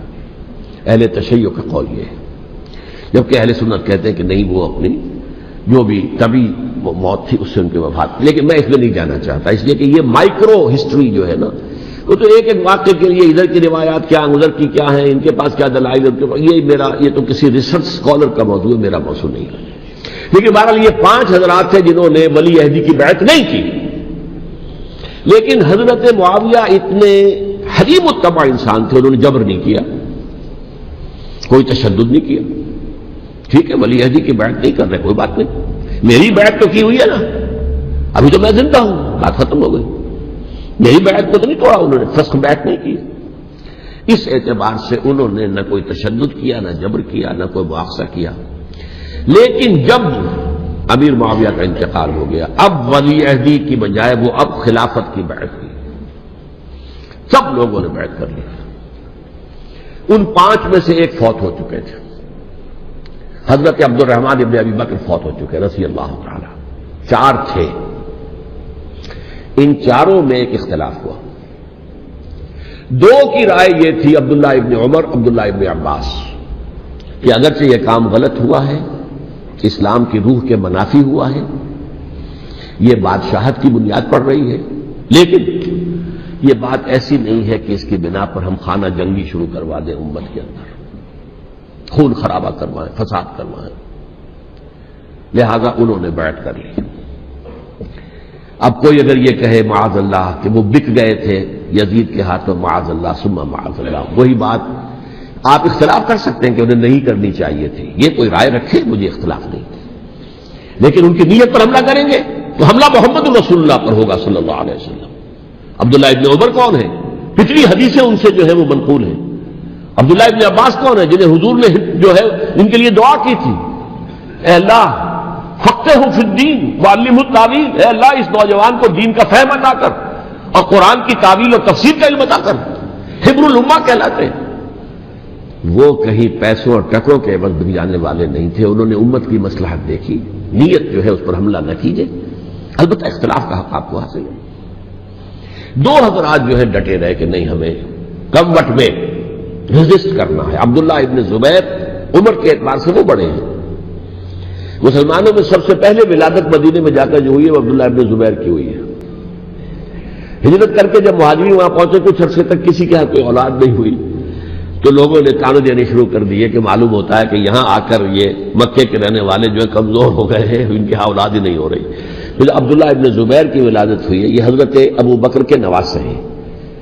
حضور کی زوجہ محترمہ حضرت عائشہ کی بہن حضرت دیکھیے ابھی نام نکل گیا ہے جی، حضرت اسماء رضی اللہ تعالی عنہا عنہما، یہ ان کے صاحبزادے ہیں، حضرت زبیر کے بیٹے. ان کا فیصلہ ہوا کہ ہمیں رجسٹ کرنا ہے کم وقت میں ایٹ اینی کاسٹ. حضرت حسین ابن علی رضی اللہ تعالی عنہما کا بھی فیصلہ ہوا کہ ہمیں رجسٹ کرنا ہے کم وقت میں. البتہ ان میں بھی ایک اختلاف ہو گیا، یعنی یہ دو تو جڑے رہے، ان دو میں اختلاف ہو گیا. عبداللہ ابن زبیر کا کہنا یہ تھا کہ ہمیں حجاز میں رہنا چاہیے، یہ سرزمین ہے جس میں نبوت کی برکات سب سے زیادہ ہیں، یہاں ہم مضبوط قلعے کے اندر ہیں، ہمیں یہاں سے جو ہے رجسٹ کرنا چاہیے اور ختم کرنا چاہیے اس نظام کے اندر جو خرابی آ گئی ہے. حضرت حسین رضی اللہ تعالیٰ عنہ کے پاس خطوط کا تانتا بنا ہوا تھا. کوفے سے لوگ خط لکھ رہے تھے، آئیے آئیے آئیے، ہم آپ کے ہاتھ پر بیعت کریں گے، ہم آپ کے ہاتھ پر بیعت کریں گے، ہم آپ کے ہاتھ پر بیعت کریں گے. یہی وہ کوفہ جو حضرت علی کا دارالخلافہ رہا تھا اور جو پھر سبائیت کا گڑھ بن گیا تھا. چنانچہ حضرت حسین نے حضرت مسلم بن عقیل کو بھیجا وہاں پر کہ میرے نمائندے کی حیثیت سے جا کر وہاں پر بیعت لو. 10-12 ہزار افراد نے بیعت کر لی. لیکن اس کے بعد یزید کی طرف سے گورنر بنا کے بھیجا گیا ابن زیاد کو. ابن زیاد نے آ کر جو تشدد کیا اور سختی کی تو سب کے سب بیعت توڑ کر اور سب منحرف ہو گئے. مخلصین تو وہ تھے نہیں. الکوفی لایوفی، کوفی جو ہے وہ تو کوئی وعدہ وفا کرنے والا ہوتا ہی نہیں. بیعت توڑ دی. فمن نقص فانما ينقص على نفسه. بیعت کے بعد بیعت توڑ دینا بہت بڑا گناہ ہے. توڑ دی. ادھر اطلاع مل گئی حضرت حسین کو، چل چکے تھے وہ راستے میں تھے کہ وہاں تو مسلم بن عقیل شہید ہو گئے اور سب لوگوں نے بیعت توڑ دی. اب واپس جانا چاہتے تھے لیکن مسلم بن عقیل کے بیٹے جو ہے اڑ گئے. یہ عرب کی اپنی ایک جو ہے پرانی ان کی حمیت اور ان کا قبائلی نظام کہ اب ہم اپنے والد کے خون کا قصاص لیے بغیر نہیں جائیں گے. حضرت حسین رضی اللہ تعالیٰ عنہ کی مروت اور شرافت کہ یہ میرا ساتھ دینے کے لیے آئے تھے، اب میں ان کا ساتھ نہ دوں تو یہ تو شرافت اور مروت کے خلاف ہے. کہا اچھا چلو چلتے. وہاں جا کر بھی عین اپنے میدان کے اندر بھی حضرت حسین رضی اللہ تعالیٰ عنہ نے 3 چیزیں پیش کی ان کوفیوں کے لشکر کے خلاف. سب سے بڑا لشکر کے اندر سب سے بڑے تو کوفی تھے جنہوں نے بیعتیں کی ہوئی تھی حضرت حسین کے ساتھ. دیکھو مجھے جانے دو واپس حجاز کی طرف، یا مجھے سرحدوں پر بھیج دو تاکہ میں کافروں کے ساتھ جنگ کرتے ہوئے اپنی جان دے دوں، یا مجھے یزید کے پاس جانے دو، میں اپنا معاملہ اس سے طے کر لوں. لیکن کوفیوں کو یہ گوارا نہیں تھا. اگر یہ یزید کے پاس پہنچ گئے تو ہمارا کچا چٹھا بیان کر دیں گے کہ مجھے تو ان لوگوں نے برگلا کر بلایا تھا. اس لیے کہ دیکھیے حضرت امیر معاویہ کے 20 سالوں کے دوران میں بتا چکا ہوں ان کی حکومت اتنی مستحکم تھی کہ اس کے خلاف کوئی فتنہ اٹھانا ممکن نہیں تھا. اب کیونکہ چینج اوور ہوا تھا، اور چینج اوور میں آپ کو معلوم ہوتا ہے کہ ایک جس کو کہتے ہیں every thing is in the melting پاٹ، ابھی تو یہ درمیان کے اندر معاملہ ہے. تو انہیں موقع ملا، سر اٹھایا حضرت حسین رضی اللہ تعالیٰ عنہ کو، جو خطوط لکھے جس کے کہ تھیلے کے تھیلے اور بوریوں کی بوریاں بھری ہوئی حضرت حسین کے ساتھ تھی. وہ کہا کہ آئیے ہم آپ سے بیعت کریں گے. انہوں نے نہیں مانا. اور اصل میں حضرت حسین کے قاتل وہ کوفی ہیں، وہ بزدل، وہ منافق جنہوں نے بیعت کر کے بیعت توڑی. اور اب وہ آ گئے کہ اگر یہ حسین رضی اللہ تعالیٰ عنہ بچ کر کہیں یزید کے پاس پہنچ گئے تو پھر ہمارا کچا چٹھا جو ہے وہ سامنے آ جائے گا اور ہماری پھر شامت آ جائے گی. لہذا انہوں نے قتل کیا حضرت حسین کو رضی اللہ تعالیٰ. ایک بات جو علامہ ڈاکٹر قلب صادق نے فرمائی، اور مجھے میرے علم میں یہ بات پہلے نہیں تھی، وہ یہ کہ حضرت حسین کے قتل کا فتویٰ ایک بہت بڑے مفتی نے دیا تھا. یہ بات بھی ذرا سمجھ لیجیے. حضرت حسین رضی اللہ تعالیٰ عنہ کے قتل کا فتویٰ ایک بہت بڑے مفتی نے دیا تھا. کیوں دیا تھا؟ اس لیے کہ حضور کی احادیث موجود ہیں کہ جب ایک شخص کی ایک خلیفہ کی بیعت ہو جائے تو دوسرا اگر کھڑا ہو تو اسے قتل کر دو. کھلی حدیث. اسی لیے ایک بہت بڑے مفسر بھی ہیں، فقیہ بھی ہیں، قاضی ابن العربی رحمۃ اللہ علیہ. ایک ابن عربی ہیں الف لام کے بغیر، ابن عربی، وہ بہت بڑے صوفی ہیں، فلسفی ہیں، اندلس کے ہیں. یہ قاضی ابن العربی ہیں جنہوں نے قرآن کی ایک تفسیر لکھی ہے اس اعتبار سے کہ صرف ان آیات کی تفسیر جن سے کہ فقہی احکام جو ہے ان کا استنباط ہوتا ہے.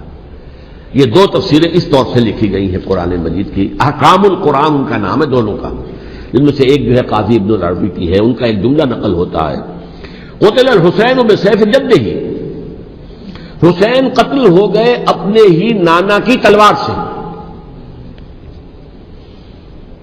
وہ تلوار کیا تھی؟ جب کسی کی بیعت ہو چکی ہو پھر کوئی کھڑا ہو مدعی خلافت. میرے نزدیک حضرت حسین مدعی خلافت نہیں تھے. یہ بات اس وقت سامنے لوگوں کے نہیں آئی، بلکہ حکومت نے یہ باور کرا دیا کہ یہ تو باغی ہے، یہ مدعی ہے خلافت کے. انہوں نے تو دعویٰ نہیں کیا خلافت کا، وہ تو صرف اس عمل کو روکنے کے لیے میدان میں آئے تھے. اور اس بات کو اچھی طرح سمجھ لیجئے کہ اس وقت تک یہ جو تصور آج ہمارے پاس ہے کہ ریاست علیحدہ ہے، حکومت علیحدہ ہے. State of Pakistan, we are loyal to the state of Pakistan. ہم ریاست پاکستان کے وفادار ہیں، گورنمنٹ آف پاکستان کے وفادار نہیں ہے. We are not loyal to the government. Government تو کبھی بے نظیر کی تھی، ہم اس کے خلاف تحریک چلا رہے تھے، یا کبھی کسی اور کی تھی اس کے خلاف تحریک چل رہی ہے، یا کبھی ضیاء الحق کی تھی اس کے خلاف تحریک چل رہی ہے. گورنمنٹ کو بدلنا تو عوام کا حق ہے. آج اس وقت نہیں تھا. اس وقت ریاست اور حکومت کا کوئی فرق نہیں تھا. لہذا جو حکومت سے اختلاف کرے گویا کہ باغی ہے. یہ ہے اصل میں وہ پیچیدہ مسئلہ کہ کیوں کسی مفتی نے فتویٰ دے دیا. اس لیے کہ اس وقت تک ریاست اور حکومت کا فرق واضح نہیں تھا دنیا پر. یہ تو ابھی کوئی 100-150 سال کی بات ہے کہ آج ہمارا جو پولیٹیکل سائنس کا ایولیوشن ہوا ہے وہ اسٹیج تک پہنچ گیا ہے کہ اسٹیٹ علیحدہ ہے، حکومت علیحدہ ہے. حکومت تو اسٹیٹ کے 3 آرگنز میں سے ایک آرگن ہے. ایڈمنسٹریشن حکومت کی ہے، جوڈیشری ہے اور لیجسلیچر ہے. 3 آرگنز ہیں بڑے بڑے، ان میں سے ایک ہے. تو حکومت کو بدلنا تو عوام کا حق ہے، چاہے وہ ووٹ کے ذریعے بدلے، چاہے ایجوکیشن.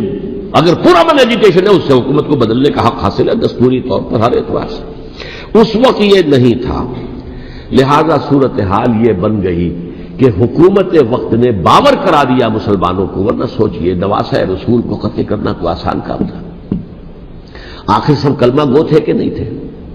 کلمہ گو تو تھے نا، اور حضور سے عقیدت اور محبت میں کمی. لیکن یہ کہ فتویٰ اگر ایک بہت بڑے مفتی کا، جو کہ حضرت علامہ ڈاکٹر قلب صادق صاحب نے فرمایا، مجھے اس مفتی کا نام بھی معلوم نہیں، کہ ایک مفتی ہی کا فتویٰ تھا وہ، جس کے بنا پر اب ان لوگوں نے حضرت حسین کو قتل کیا.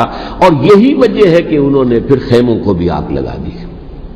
بھائی حالانکہ دیکھیے اگر دشمنی کا انتقام ہوتا تو حضرت علی بن حسین جو بیمار تھے، جو بعد میں زین العابدین رحمت اللہ علیہ کے نام سے پھر یہ اہل تشیع کے چوتھے امام معصوم ہیں، حضرت علی، حضرت حسن، حضرت حسین، اور پھر حضرت علی بن حسین زین العابدین رحمت اللہ علیہ، کیا ان کو بھی قتل کرتے تھے؟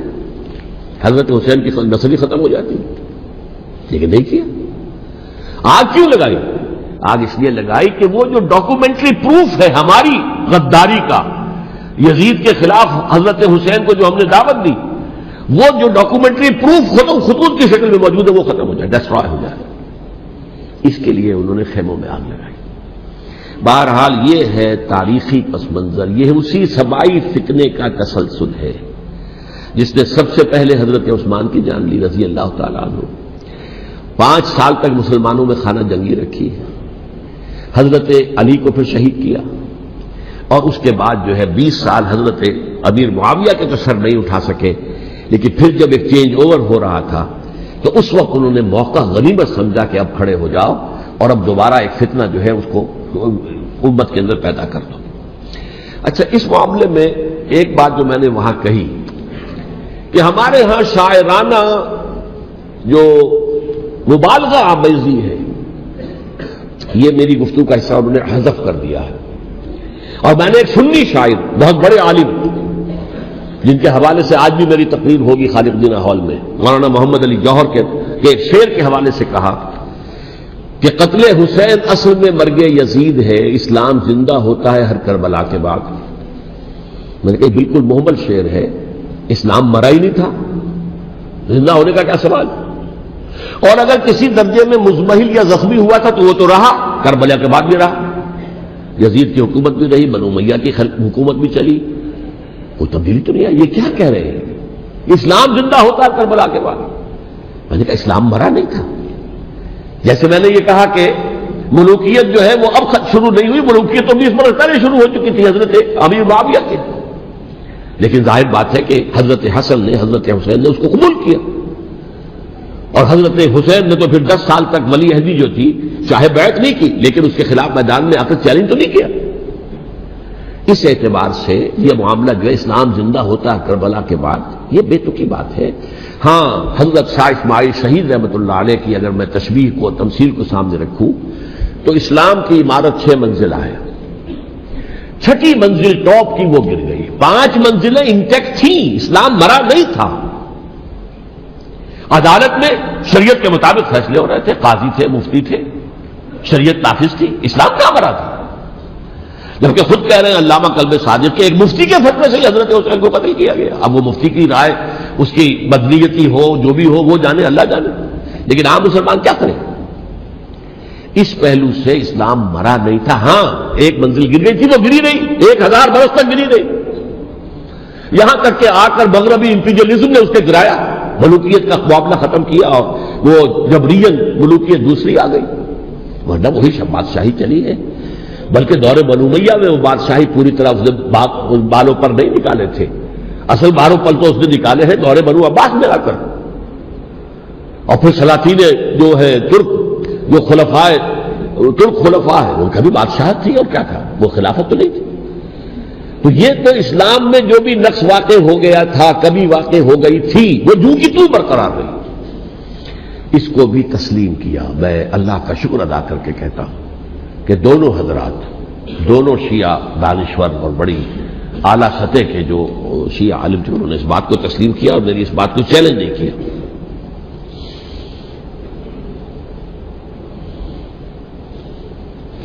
اصل میں تیسری بات میں نے یہ کہی کہ دیکھیے حضرت حسین رضی اللہ تعالی عنہ کی اس شہادت کے بعد، اس کے بعد واقعہ حرہ بھی ہوا جو واقع کربلا سے بھی بعض اعتبارات سے زیادہ بھیانک اور زیادہ گھناؤنا واقعہ بنو امیہ کی تاریخ ہے، جس کو لوگ جانتے ہی نہیں.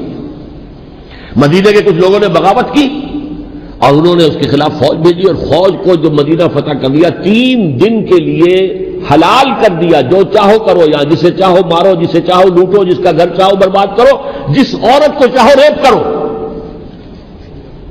اور یہ مدینہ النبی کے اندر ہوا. تو کاٹ کھانے والی ملوکیت کے اندر بہت سے واقعات ہوئے.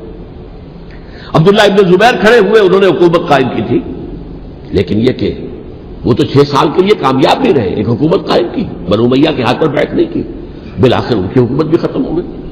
پھر حضرت زید کھڑے ہوئے، انہوں نے بغاوت کی، وہ بھی ناکام رہ گئے.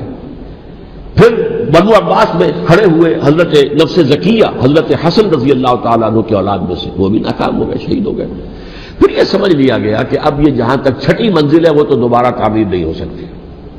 یہ تو جس کی لاٹھی اس کی بھینس، جس کے پاس طاقت ہوگی اس کی حکومت ہوگی، جس کا قبیلہ زیادہ قوی ہوگا، جس قبیلے میں زیادہ عصبیت ہوگی، مضبوط ہوگا، متحد ہوگا، طاقتور ہوگا، اسی کی حکومت ہوگی. البتہ اس کے نیچے لوگوں کے اخلاق کی اصلاح کرو. صوفیاء کرام نے وہ کام اپنے ذمہ لیا اور بالکل وہی کام ہے کہ جو ائمہ اہل بیت کرتے رہے. حضرت حسن کی اولاد میں پھر حضرت علی بن حسین رضی اللہ تعالی، حضرت حسین کی اولاد میں پھر امام محمد باقر، امام محمد جعفر صادق، اور اس کے بعد بھی 5 اور. کسی نے بغاوت نہیں کی. جیسے علماء کرام کام کر رہے تھے اور جیسے صوفیاء کرام کام کر رہے تھے، ایسے ہی وہ مسلمانوں کی علمی تربیت، روحانی تربیت و تزکیہ کر رہے تھے. کسی نے حکومت کو چیلنج نہیں کیا. نوٹ کر لیجیے اس بات کو. حضرت علی نے بھی چیلنج نہیں کیا تھا, حضرت حسن نے چیلنج نہیں کیا, خود صلح کر لی. تو ائمہ اہل بیت جو 12 یہ گنتے ہیں, جن میں سے آخری جو ہے حضرت مہدی کو تو ابھی ظاہر ہونا ہے, ان کے عقیدے کے مطابق وہ روپوش ہیں, وہ ظاہر ہوں گے. لیکن 11 حضرات کے بارے میں یہ کہ حضرت حسین کے سوا کسی نے بھی چیلنج نہیں کیا وقت کے نظام میں, اور حضرت حسین نے بھی اس مغالطے پر کیا کہ کوفی ساتھ دیں گے, اور یہ موقع ہے کہ یہ جو 6ٹھی منزل اسلام کی گر گئی ہے اسے دوبارہ تعمیر کر دیا جائے. انہوں نے خلافت کا دعویٰ نہیں کیا تھا, یہ انہیں عوام کو مغالطے میں مبتلا کیا گیا کہ یہ خلافت کا مدعی ہو کر سامنے آیا. جیسا کہ میں نے آپ سے کہا تھا, امیر معاویہ نے حضرت علی کے عہد خلافت میں کبھی خلافت کا دعویٰ نہیں کیا, مدعی خلافت نہیں تھے. وہ تو یہ کہتے تھے کہ قاتلان حسین جو ہے, قاتلان عثمان کو سزا دو, قصاص دو, بس. اسی طرح حضرت حسین نے بھی, اب دیکھیے اس ضمن میں اس میں کوئی شک نہیں ہے, حضرت حسین رضی اللہ تعالی عنہ کی جو شہادت ہوئی ہے, ان کے ساتھیوں کی, اعزاء و اقارب کی, تاریخ انسانی میں یہ عزم, ہمت, شجاعت, مثابرت, صبر, استقلال, استقامت, اس کی بہت روشن مثال ہے, بہت روشن مثال ہے, بہت روشن مثال ہے. لیکن اس سے تاریخ کی رفتار پر کوئی اثر نہیں پڑا. وہ جو ملوکیت آ گئی تھی وہ اور گہری سے گہری ہوتی چلی گئی. واقعہ کربلا کے بعد تو واقعہ ہررا ہوا, میں نے گنوا دیا, اس سے زیادہ تو میرے خیال میں کہ اور ہمارے لیے لائق شرم جو ہے کوئی واقعہ ہے ہی نہیں اس پہلو سے. لیکن حضرت حسین کا ایک, اب ان کو یہ کہ میں مطلب یہ کہ اگر میں ان کے ہاتھ پر بیعت کر لیتا ہوں, جو کہ اس وقت سامنے موجود تھے, کہ یزید کی بیعت تمہارے ہاتھ پر کرتا ہوں, تو گویا کہ اپنے آپ کو سرنڈر کر دیتے. وہی خطرہ جو امیر معاویہ کو تھا کہ مجھے وہ تو پہنچنے بھی نہیں دیں گے علی تک رضی اللہ تعالیٰ عنہ, اور مجھے پہلے ہی شہید کر دیں گے. یہی خطرہ حسین کو تھا رضی اللہ تعالیٰ عنہ کہ مجھے یزید تک پہنچنے نہیں دیں گے, پہلے قتل کر دیں گے. اور ویسے بھی یہ ایک شرافت, مروت اور حمیت اور غیرت اور عزت نفس کا تقاضا بھی تھا کہ بھائی معاملہ ہے یزید کا, میرا مجھے وہاں جانے دو, اللہ نہ خرچ ہوگا, یو کین اسکورٹ می, میرے دائیں بائیں چلو تاکہ میں کہیں اور بھاگ نہ جاؤں تمہارے خیال میں, مجھے وہاں پہنچا دو, میں وہاں پہ جا کر سے معاملہ کر لوں. لیکن انہوں نے قتل کیا. اصل قاتلان کوفی, وہی سبائی. البتہ یہ ہے کہ اس واقعے کی جو یادگار ہے اس میں کوئی شک نہیں ہے کہ اس نے مسلمانوں میں سے ایک گروہ کے دل میں قربانی اور شہادت کا جذبہ بہت پیدا کیا, اس میں کوئی شک نہیں. اور جس طریقے سے کہ عاشورہ محرم میں یاد منائی جاتی ہے, جس طریقے سے اس نے اہل تشیع کے اندر قربانی کا جذبہ بے انتہا پیدا کر دیا. اگرچہ وہ جذبہ بروئے کار نہیں آتا, اس لیے کہ ان کے ہاں یہ عقیدہ ہے, یہ طے ہے کہ جب تک حضرت مہدی ظاہر نہیں ہوں گے ہم کسی کے خلاف بغاوت نہیں کریں گے. یہ پوری تاریخ میں ان کا معاملہ رہا, تمام جو ہے ائمہ اہل بیت کا معاملہ رہا. جب تک مہدی نہیں آتے, keep sitting and keep waiting, wait and see, that's all.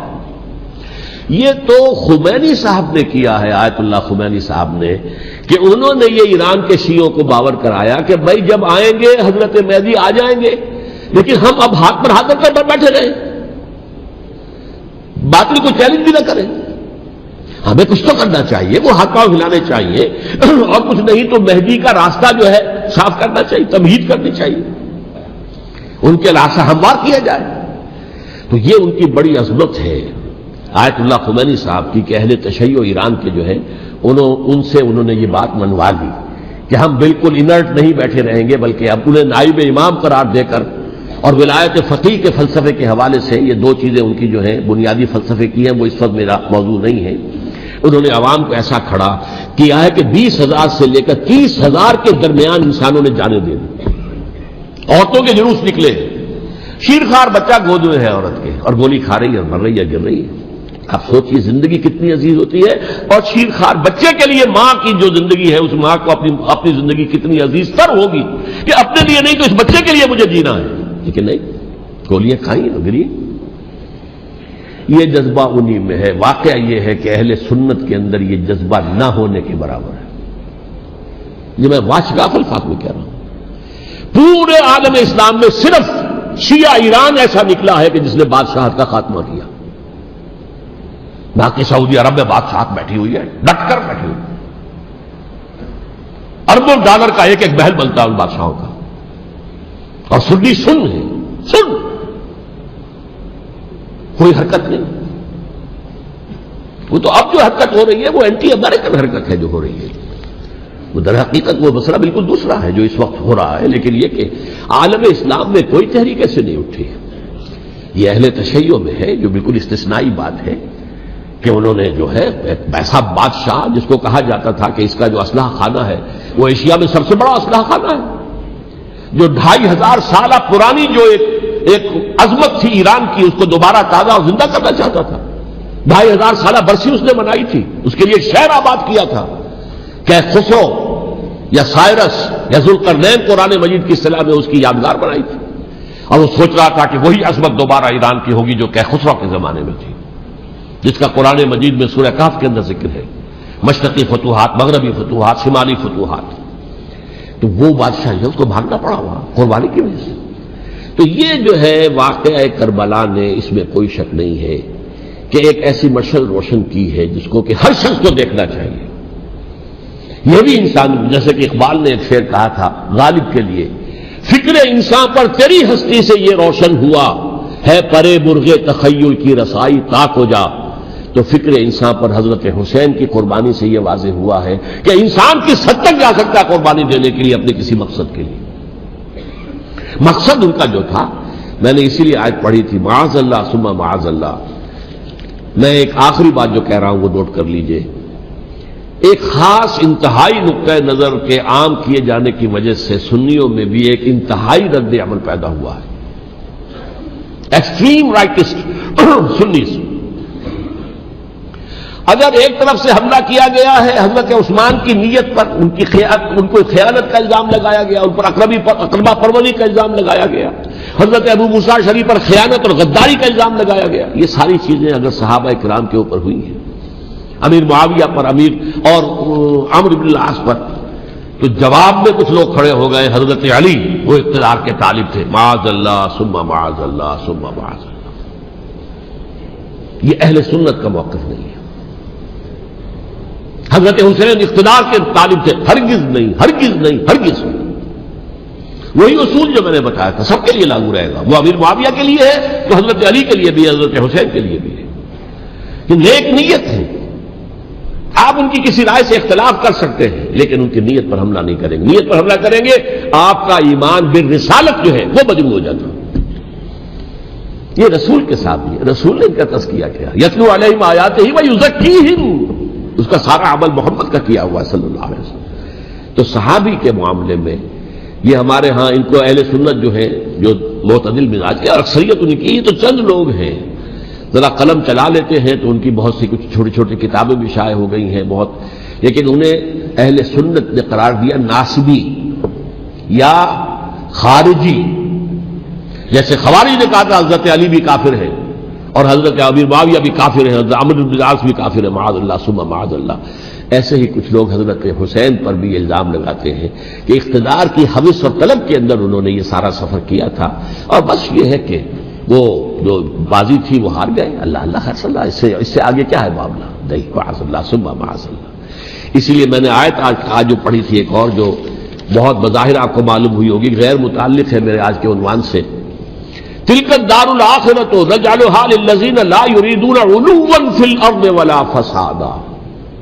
یہ سورہ قصص کے آخری آیات میں سے. دیکھو یہ آخرت کا گھر جو ہے وہ ہم خاص کر دیں گے ان لوگوں کے لیے جو اس زمین میں اپنے اقتدار کے طالب نہیں ہوتے.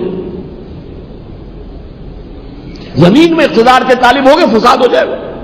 تم بھی طالب، میں بھی طالب، جھگڑا ہوگا، لڑائی ہوگی، دنگا ہوگا، فساد ہوگا. تلک الدار الآخرۃ نجعلھا للذین لا یریدون علوا فی الارض ولا فسادا. جو لوگ زمین میں اپنے اقتدار کے طالب اور اس کے نتیجے میں فساد پیدا کرنے والے نہیں ہیں ان کے لیے ہم نے آخرت کا گھر خاص کیا ہے. والعاقبۃ للمتقین، اور عاقبت جو ہے، انجام کار، آخرت جو ہے وہ تو متقیوں کے لیے ہے. اسی میں آئیں گے سب صحابہ کرام، خواہ وہ حضرت علی ہے رضی اللہ تعالیٰ عنہ، اور خواہ وہ حضرت امیر معاویہ ہیں، حضرت عثمان ہیں رضی اللہ تعالیٰ عنہما، خواہ حضرت حسن ہیں، حضرت حسین ہیں رضی اللہ تعالیٰ عنہما، خواہ عبداللہ ابن زبیر ہے، خواہ عبداللہ ابن عباس ہے، خواہ عبداللہ ابن عمر ہے رضی اللہ تعالیٰ عنہم اجمعین۔ اس اصول کو سامنے رکھ کر اختلاف آپ کر سکتے ہیں کسی سے بھی، لیکن کسی کی نیت پر حملہ کریں گے تو اصل میں آپ کا ایمان بالرسالت مجروح ہو جائے گا۔ علی کو نبی اکرم صلی اللہ علیہ وسلم نے اپنا نائب بنا کر چھوڑا تھا جب غزوہ تبوک میں جا رہے تھے مدینے میں۔